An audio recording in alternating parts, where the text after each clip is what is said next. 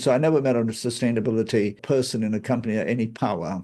But having said Mm. that, how does that really look like now in an organization when we start thinking about resetting the engine of growth?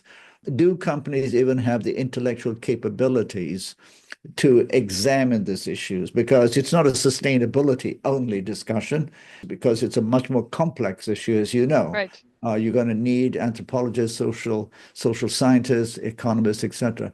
Do Are companies geared to handle such intellectually complex issues, to actually think about this and come up with solutions to reframe their entire purpose, their business models, etc.? The business sector is very diverse. So it's hard to answer that because there are some awful companies. And there are also, you saw this in COVID, for example, some just had mass layoffs and some were like, you know what, we used to make this, but now we're just making masks, y'all. So there's not a business sector. It does depend on the business. In general, though, I would say I think this is clearly no, but they will have to change one way or another. And I do think they could change rather quickly. Businesses can do that. And it is totally possible. I think it's very important. I do hear this a lot where they say, listen, you can't expect companies to like not prioritize profits above anything else. And I'm like, oh no, then why are we already pretending we're doing that?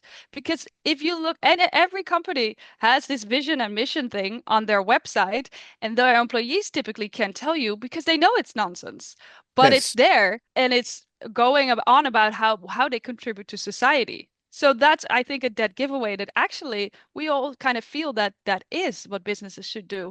That's where, in English at least, I know nothing of Chinese or Indian law, but in America, at the very early corporate law, you actually had to have a purpose. That's where the word license to operate comes from.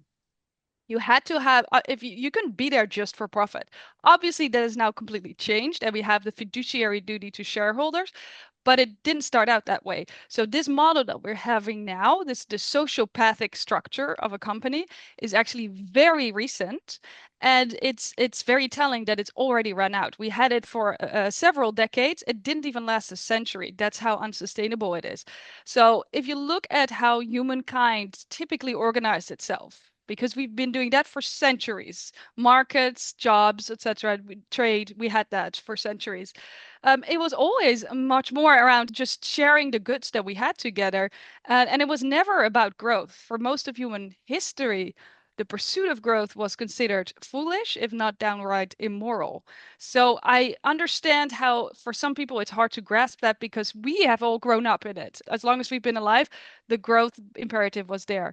But it's important to realize that in the bigger perspective of human history, it's an absolute blip.